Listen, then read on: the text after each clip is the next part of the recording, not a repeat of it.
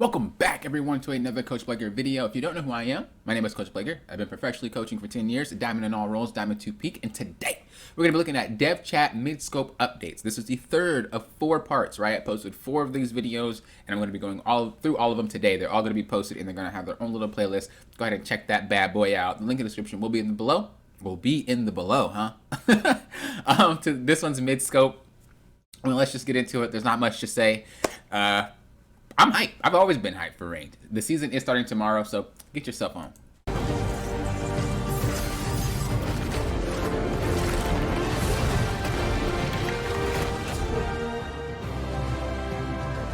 So what we're gonna do is we're gonna buff Blitzcrank, we're gonna buff Soraka, we're gonna buff AD. Okay, we already got some trolls. The sad part is they're making a joke, but this is how Riot Balance Team actually does things.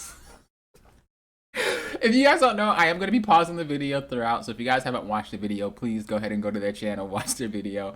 But I will be pausing to give my thoughts and what I think about it. But they joke it, but that's how their balance team be sometimes. Remember when they did buff Blitzcrank? What was that? For the jungle. Yeah, it's going to work.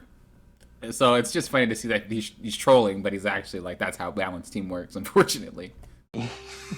Okay. Well, now the cameras are rolling, so we should probably get to our talk. Okay. So we're here to talk about midscopes today. My name is Tim. I'm a designer on the Summoner's Rift team. I've done a few midscopes in the past, like Syndra, Swain, and a long time ago, Rammus, and I'm here with my friends. I'm Ezra. I'm also a designer on the Summoner's Rift team. I do item balance systems, that kind of thing. Previously, I worked on Rengar as a midscope, and I'm currently working on Nico.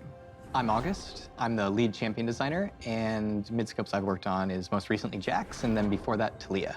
And the first question we have to answer, which I'm sure is on a lot of players' minds, is what is a midscope, and what sets it apart from balance work, DGUs, CGUs, I would like to know. ASUs, ABCs, whatever, letters, all that stuff. Probably the best way to say it, like in a big summary, is VGU, Visual Gameplay Update, is kind of like a new champion. A midscope is like refreshing a champion. So with the VGU, like say what we did with Pantheon or Aurelia, you got a very new champion out of that. You got new animations, new sounds, new VO, new kit, and that's an important part. Whereas a midscope is a lot more about refreshing a current character for its current players. In its essence, it's taking the fantasy of a character. We're not making a new character, we're not making a new fantasy, and making it a 12 out of 10. It's like, how far can we push this so that players feel like, oh, for Swain, I'm this huge demon bird that can be in the middle of their team. Or for Talia, that I'm actually an Earthweaver and I'm not punished by using my Q. And then the second part about midscopes that's really important here is that because they're on lower scope in terms of work, they're on shorter timelines. Some only take like 1 or 2 months, and which means we can get them out a lot faster. So how do we go about finding a good target for a midscope, right? Because there's a lot of different projects we do. What defines how we find a target for VGU versus random patchwork that me and Ezra do on a 2-week basis? When a character feels like they maybe have lost their place in the game, or they feel a bit stale, they feel like they might not have as much of a purpose as they used to, a designer can look at a midscope and say, hey, is there some way to like really refresh who this character is in the game and what their place is in the entire league roster? In the past, we've done midscope-like projects. A lot of them have been really good. We've done Xin Zhao, Tom Kench, Sona, Rengar. We've done projects like this. But a lot of times when we do like this level of work, it's framed in terms of problems. Back in the day when we did the original work on Talia, that players said, Talia's a pro problem, we need to fix her for mid lane. And we succeeded in that, but it was like kind of at a cost to Talia players, as opposed to possibly a benefit. And so a lot of midscopes are framed in terms of not problems, but opportunities. It's about asking the question, hey, I see this character and I see somewhere that they could be even cooler, even better. And maybe we've fixed some problems along the way, but it's about finding what's exciting about the character that we can really play up and enhance. So you worked on Nico, you worked on Syndra. How do we select midscopes? Like, is there a method to how we're choosing these projects? The way I see it is, for the most part, it's strong passion for a character. Someone who's like deeply involved with the character, deeply interested in the character's success. They understand the character. You know, some of these characters have been live for years and years and years, so you've played them a lot. You truly understand the failings and the opportunity. I play Nico. I used to play her a lot, actually, and I was just like, at the end of the day, I was like, this character isn't I want to have fun, and she's not letting me, right? That's exactly how I felt with Udyr, by the way, for like, I don't know how long it took for its rework, but like, that's what Udyr was. It was like, dude, I want to have fun with you, but like at the same time, all these other champions are like 1,000% better than you, so it's not really fun. And I think they did hit the nail on the head with the rework, and I'm happy, and it does feel better, and it does feel like Udyr, and I do feel like a shaman man. I do think Riot's updates and mid-scopes, I think they're really on point most of the time. Most of the time. There are some failures every now and then, and that is going to happen. You can't satisfy everyone. But I do think Riot's one of those companies that do try to look back and see why. One of the things that I do like about Riot and how they work is that they listen to us, but to an extent. Because sometimes as a player, we don't really understand what we want. We have an idea of what we want, but we don't understand what we want. And what Riot does is takes our idea, jots it down, and say, this is work. It kind of works, but it's going to do this, this, this, so we can't do it. And us as players get kind of frustrated because it's like, dude, all you have to do is blah, blah, blah, blah, blah. And then Riot's like, yeah, but if we do that, it's going to just suck for everybody. And they don't. And they stand their ground. They better stand their ground. This game's been live for too long to not stand their ground. And I do like that. And one of the things about Midscope updates, and I think just updates in period, whether it be a full-on update, a Midscope update, a little buff to the whatever, making it function a little bit different, they have to, as he just said, there's a lot of us that really love our champions. There's a lot of us that really are involved with our champions. And if they do anything wrong to make it not feel like our champion anymore, we get really upset. Rightfully so, because it's a part of us. So one of the things that they're doing is the Yuumi update. And I was just saying, like, Yumi's one of those champs, if you change anything about her, she's probably going to not feel like Yuumi anymore. So they're going to have to be really close to how they do Yuumi.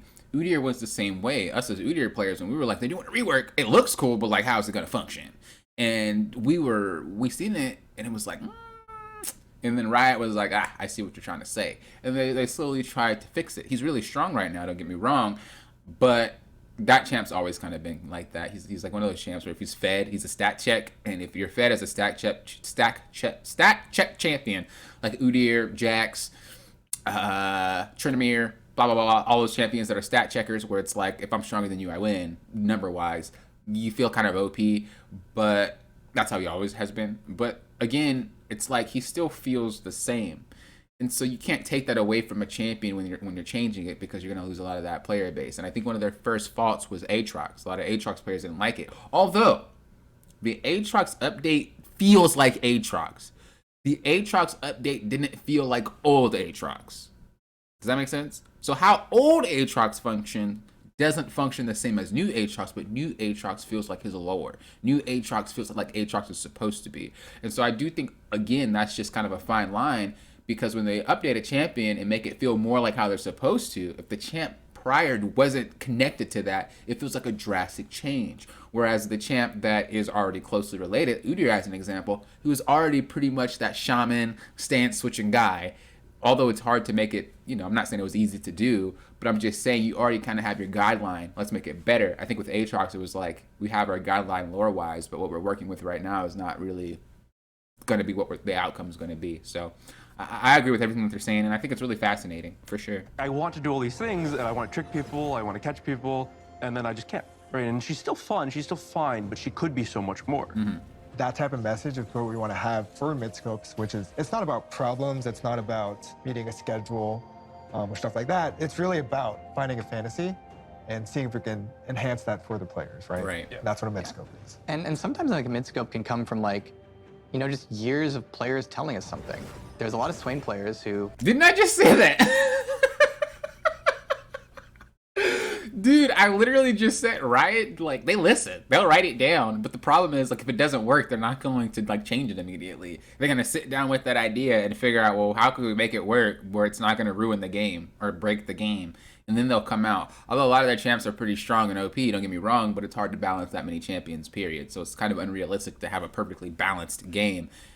But that is what they try to do, and with our ideas, before they release it, they want to make sure that there's no exploits to it. They want to make sure that it actually functions properly, because I'd rather have an idea that I give them take years to do, but once they do it, it's working, than say, I want this, they change it, and then they realize I don't want it anymore because how it impacts the game. So it's just funny how he just said exactly what I just said.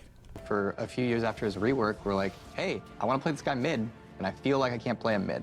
And he was powerful mid in terms of win rate, but that didn't mean he felt powerful or that he was super fun there.